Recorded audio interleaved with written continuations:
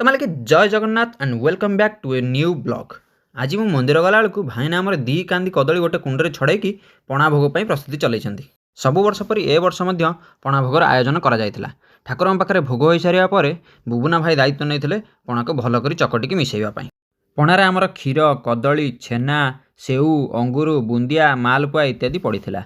यारी भितर बुबुना भाई मत स्मित हास्य दे कहले मोर टे भल कि भिड कर। चकटा चकटी सरिया पर आमे सब पत्र पकई साइज होगी बस पड़ू पणा भोग खाइबापी। कदली पत्र में पानी छिंची दे सफा करदेला पर लिपु भाई आमर सेपटे कुंड धरी पहुँची जाते पणा बांटापी। कदली पत्र सहित कोरा होइथिबा नड़ियार सढ़ई पणा बंटा होइथिबारु पणार स्वादटी दुई गुण बढ़ी जाइथिला।